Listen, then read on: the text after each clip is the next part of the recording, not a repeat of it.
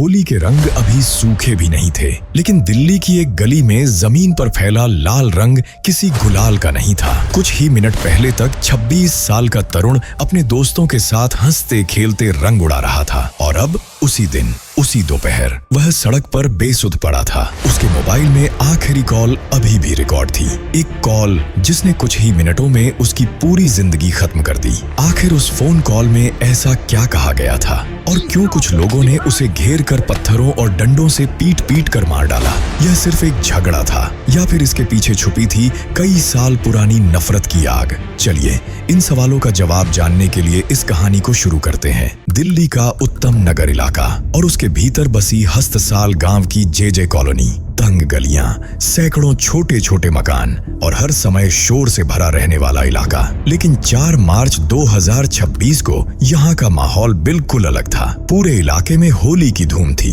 गलियों में बच्चे रंगों से भीगे दौड़ रहे थे, छतों से पानी के गुब्बारे फेंके जा रहे थे और हर तरफ हंसी मजाक और ढोल की आवाजें गूंज रही थीं। ऐसा लग रहा था जैसे पूरी कॉलोनी रंगों की बारिश में डूब गई हो। इसी कॉलोनी के ब्लॉक में रहता था 26 साल का तरुण भुटोलिया। तरुण एक साधारण लेकिन बेहद मेहनती परिवार से था। उसके पिता मेमराज और मां सुनीता ने गरीबी में रहते हुए भी अपने बेटे को पढ़ाने में कोई कमी नहीं छोड़ी थी। तरुण इन दिनों डिजिटल मार्केटिंग का कोर्स कर रहा था। उसके मन में एक ही सपना था कि जल्दी से पढ़ाई पूरी करके नौकरी करना और अपने माता पिता की जिंदगी आसान बनाना। घर की आर्थिक हालत कमजोर थी, लेकिन तरुण ही वह उम्मीद था जिससे पूरा परिवार भविष्य की रोशनी देख रहा था। उस दिन सुबह भी तरुण बिल्कुल सामान्य था। करीब 10 बजे वह अपने दोस्तों के साथ गली में होली खेल रहा था। चेहरे पर रंग, हाथ में पिचकारी और होंठों पर मुस्कान। किसी को क्या पता था कि कुछ ही घंटों बाद यह मुस्कान हमेशा के लिए गायब हो जाएगी। तरुण के घर के ठीक बगल में एक और परिवार रहता था। यह परिवार मुस्लिम समुदाय से था। दोनों परिवारों के बीच पड़ोस का रिश्ता लगभग 50 साल पुराना था, लेकिन यह रिश्ता कभी भी पूरी तरह से शांतिपूर्ण नहीं रहा। कभी गाड़ी पार्क करने को लेकर झगड़ा, कभी कूड़ा फेंकने को लेकर बहस, तो कभी छोटी छोटी बातों पर गाली गलौज। इन छोटी छोटी लड़ाइयों ने धीरे धीरे दोनों परिवारों के बीच एक ऐसी खामोश दीवार खड़ी कर दी थी जिसके पीछे नफरत लगातार बढ़ती जा रही थी। बाहर से सब कुछ सामान्य दिखता था, लेकिन अंदर ही अंदर रिश्तों की आग सुलग रही थी। किसी ने कभी नहीं सोचा था कि यही पुरानी कड़वाहट एक दिन इतनी भयानक शक्ल ले लेगी, और वो भी होली जैसे त्योहार के दिन। उस सुबह करीब 10 बजे तरुण की 11 साल की चचेरी बहन अपनी छत पर होली खेल रही थी। वह बच्ची बेहद खुश थी। उसके हाथ में पानी से भरा रंगीन गुब्बारा था। नीचे सड़क पर उसके पिता टेक चंद खड़े थे। मस्ती मस्ती में उस बच्ची ने हंसते हुए ऊपर से गुब्बारा फेंका,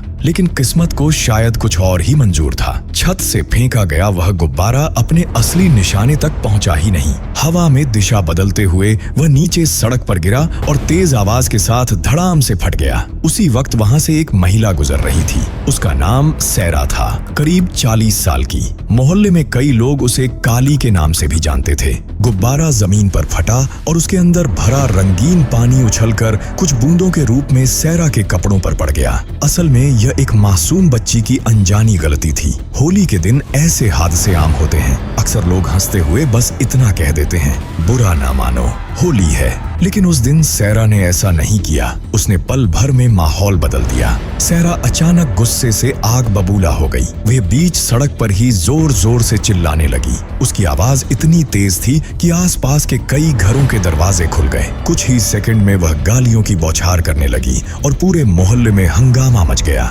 यह शोर सुनकर तरुण के चाचा टेक चंद और घर के बाकी लोग तुरंत नीचे आ गए। उन्होंने हालात को बिगड़ने से रोकने की कोशिश की। टेक चंद ने बहुत ही शांत स्वर में सैरा से कहा, बहन जी, बच्ची है, गलती से हो गया, आप बुरा मत मानिए, हमें माफ कर दीजिए। घर के बाकी लोगों ने भी हाथ जोड़कर कई बार माफी मांगी। उनका मकसद बस एक ही था कि किसी तरह बात यहीं खत्म हो जाए। कुछ देर बाद माहौल थोड़ा शांत भी हो गया। गली में खड़े लोगों को लगा कि मामला अब खत्म हो चुका है। धीरे धीरे लोग वापस अपने अपने रंग और त्योहार में लौटने लगे, लेकिन किसी को यह अंदाजा नहीं था कि यह शांति असली नहीं थी। यह तो बस उस तूफान से पहले का सन्नाटा था जो कुछ ही देर में इस परिवार की दुनिया उजाड़ने वाला था। असल में उस वक्त सैरा के दिमाग में कुछ और ही चल रहा था। उसके भीतर सालों पुरानी दुश्मनी का जहर उबल रहा था। पड़ोस में रहने वाले इन दोनों परिवारों के बीच लगभग 50 साल से खटास चली आ रही थी। आज शायद उसे लगा कि बदला लेने का मौका मिल गया है। बार बार माफी मांगने के बावजूद उसका गुस्सा शांत नहीं हुआ।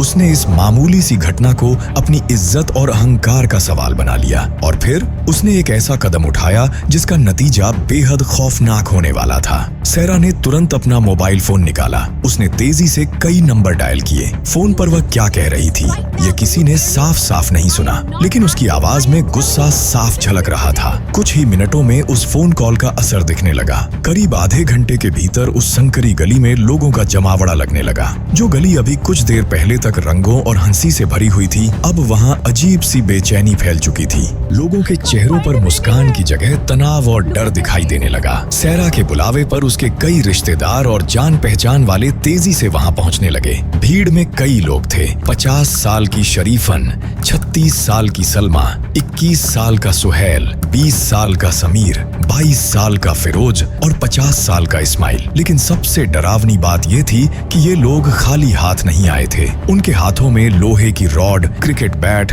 हॉकी स्टिक और बड़े बड़े पत्थर थे। ऐसा लग रहा था जैसे वे किसी झगड़े को शांत करने नहीं बल्कि हमला करने की तैयारी से आए हों।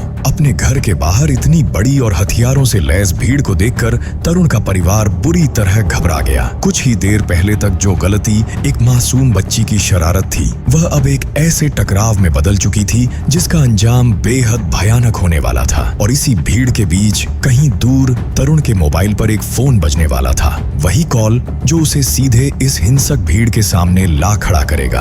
कुछ ही मिनट पहले उसी गली में ढोल बज रहे थे, लोग नाच रहे थे और बच्चे होली है चिल्लाते हुए रंग उड़ा रहे थे। लेकिन अब वहीं गली गालियों, चीखों और जान से मारने की धमकियों से गूंज रही थी। ऐसा लग रहा था जैसे किसी ने अचानक उस त्योहार को एक डरावने युद्ध में बदल दिया हो। और सबसे बड़ी विडंबना यह थी कि जिस व्यक्ति के नाम पर यह पूरा तूफान खड़ा हुआ था, तरुण, वह उस समय वहां था ही नहीं। तरुण उस वक्त अपने दोस्तों के साथ कहीं और होली मना रहा था। उसे बिल्कुल भी अंदाजा नहीं था कि उसके घर के बाहर कुछ ही मिनटों में हालात इतने भयानक हो जाएंगे। इधर घर के सामने भीड़ लगातार बढ़ती जा रही थी। तरुण के घर के बुजुर्ग, महिलाएं और बाकी लोग बार बार उन लोगों को समझाने की कोशिश कर रहे थे। वे हाथ जोड़कर कह रहे थे कि बात छोटी सी है, इसे यहीं खत्म कर दिया जाए। लेकिन भीड़ सुनने के मूड में नहीं थी। उनके चेहरों पर गुस्सा था और हाथों में हथियार। और फिर अचानक भीड़ ने धैर्य खो दिया। देखते ही देखते हमला शुरू हो गया। डंडे, रॉड और बैट हवा में लहराने लगे। तरुण के चाचा रमेश और टेकचंद को सबसे पहले निशाना बनाया गया। हमलावरों ने उन पर इतनी बेरहमी से वार किए कि कुछ ही सेकंड में दोनों जमीन पर गिर पड़े। रमेश के सिर पर गंभीर चोट लगी, खून बहने लगा और बाद में अस्पताल में उनके सिर पर कई टांके लगाने पड़े। लाठियों के लगातार प्रहार से उनके हाथ की हड्डियां भी टूट गईं। लेकिन भीड़ का गुस्सा यहीं नहीं रुका। उन्होंने घर की महिलाओं को भी नहीं छोड़ा। गालियां, धक्के और अपमानजनक शब्दों की बौछार होने लगी। वह दृश्य इतना भयावह था कि कोई भी इंसान देखकर कांप जाए। हमलावरों ने इसके बाद एक और चाल चली। उन्होंने तरुण के घर का मुख्य दरवाजा बाहर से बंद कर दिया। अब घर के अंदर मौजूद लोग पूरी तरह फंस चुके थे। न तो वे बाहर निकल सकते थे और न ही कोई पड़ोसी अंदर आकर उनकी मदद कर सकता था। यह सब देखकर साफ लग रहा था कि यह कोई अचानक हुआ झगड़ा नहीं था, जैसे किसी ने पहले से तय करके पूरा खेल रचा हो। एक मामूली पानी के गुब्बारे को बहाना बनाकर पुरानी दुश्मनी का हिसाब चुकाया जा रहा था। घर के अंदर का माहौल बेहद डरावना हो चुका था। महिलाएं रो रही थीं, बुजुर्ग मदद के लिए पुकार रहे थे,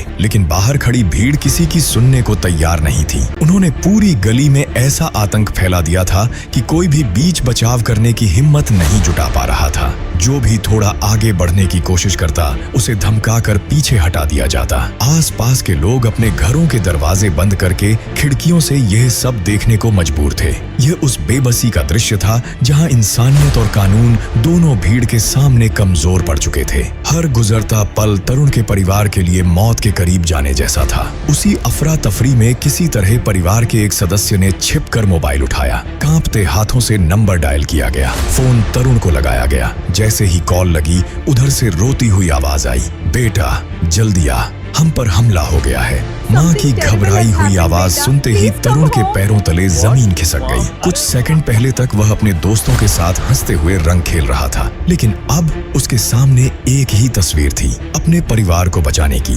तरुण ने बिना एक पल गंवाए अपनी बाइक स्टार्ट की। इंजन की आवाज के साथ वह पूरी रफ्तार से घर की तरफ निकल पड़ा। उसके दिमाग में बस एक ही ख्याल था कि किसी तरह वहां पहुंचकर सबको शांत कर दूं और अपने माता पिता को बचा लूं।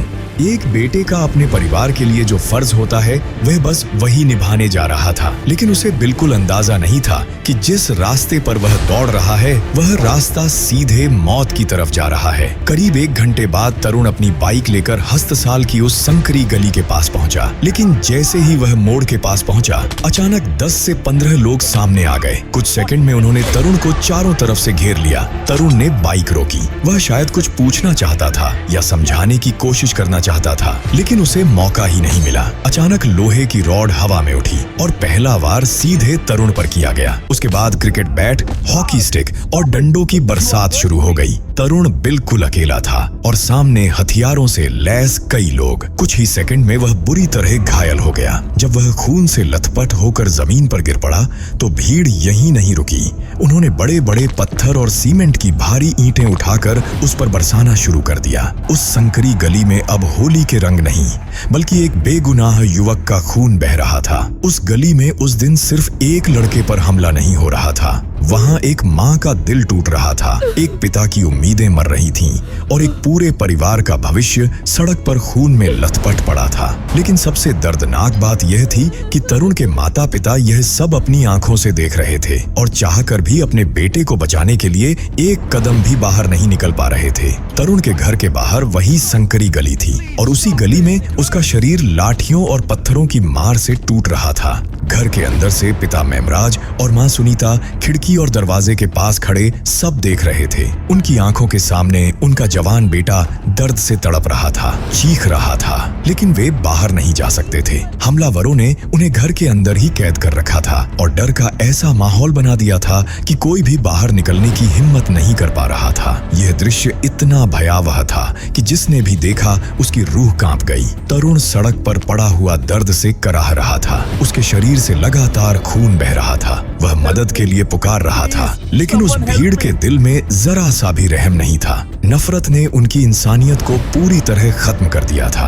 उन्होंने तरुण को तब तक पीटा जब तक उसकी आवाज धीमी नहीं पड़ गई और आखिरकार वह पूरी तरह अधमरा होकर सड़क पर गिर पड़ा। कुछ घंटे पहले जो लड़का दोस्तों के साथ हंसते हुए होली खेल रहा था, अब वही लड़का धूल और खून से सना बेजान सा सड़क पर पड़ा था। यह सिर्फ एक हमला नहीं था, यह इंसानियत की सारी सीमाओं को पार कर देने वाली क्रूरता थी। इसी दौरान कुछ पड़ोसियों ने हिम्मत दिखाई। डर के बावजूद उन्होंने चुपके से पुलिस को फोन कर दिया, लेकिन जब तक पुलिस की गाड़ियां सायरन बजाती हुई वहां पहुंची तो तब तक हमलावर अपना काम करके वहां से फरार हो चुके थे।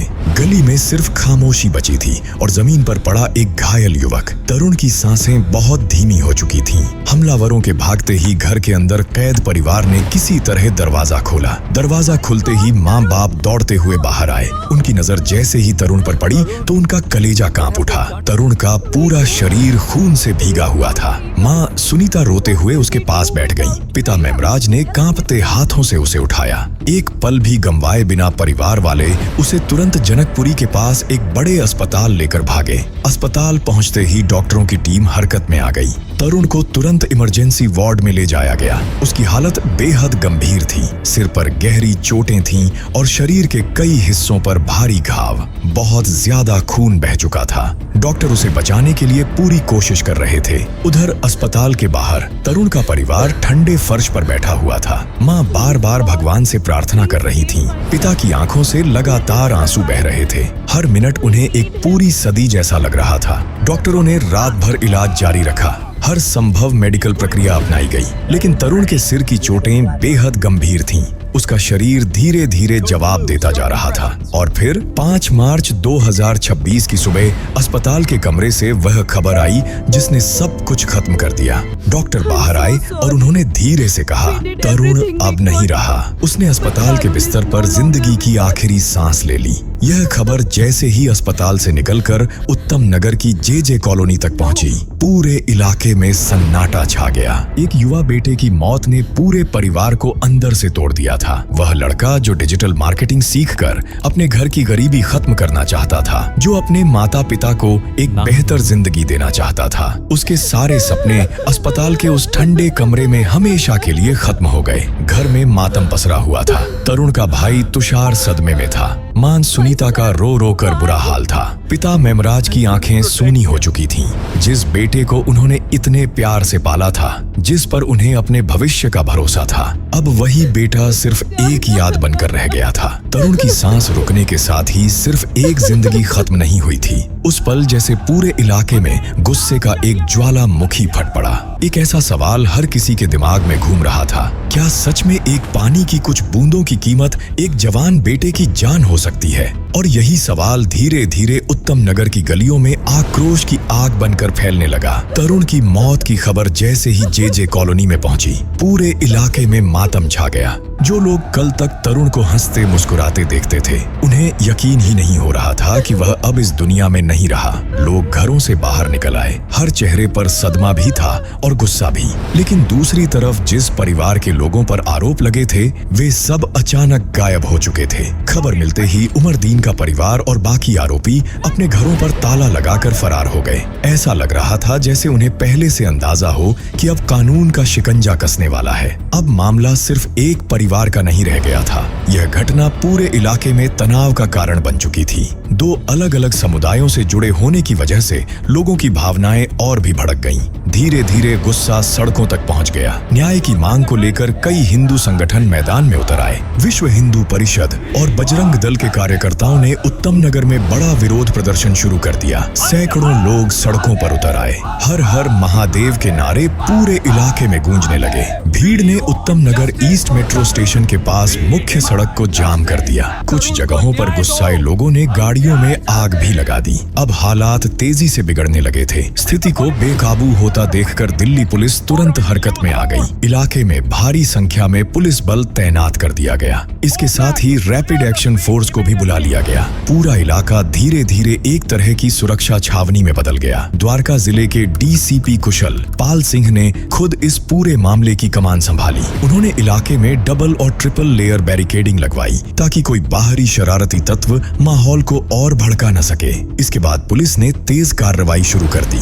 लगातार छापेमारी होने लगी। पहले चरण में 4 संदिग्धों को गिरफ्तार किया गया, लेकिन जैसे जैसे जांच आगे बढ़ती गई, नई नई कड़ियां सामने आने लगी। कुछ ही दिनों में कई और लोगों की पहचान हो गई। आखिरकार पुलिस ने इस मामले में कुल 14 वयस्क आरोपियों को गिरफ्तार किया। इसके अलावा 2 नाबालिगों को भी पकड़ा गया जो इस हमले में शामिल थे। गिरफ्तार किए गए आरोपियों में मुख्य आरोपी सैरा के साथ साथ शरीफन, सलमा, सुहैल, समीर, फिरोज, इस्माइल, मुजफ्फर, उमरदीन, जुम्मादीन, कमरुद्दीन, मुस्ताक, ताहिर और इमरान उर्फ बंटी शामिल थे। जांच में सामने आया कि ये सभी लोग आपस में रिश्तेदार थे और एक ही परिवार से जुड़े हुए थे और इन्हीं लोगों ने मिलकर एक बेगुनाह युवक पर हमला किया था। शुरुआत में पुलिस ने इस मामले में सिर्फ मारपीट और गैर इरादतन हत्या के प्रयास का केस दर्ज किया था, लेकिन जैसे ही तरुण की अस्पताल में मौत हुई, मामला और गंभीर हो गया। पुलिस ने तुरंत भारतीय न्याय संहिता की धारा 103 यानी हत्या की धारा जोड़ दी।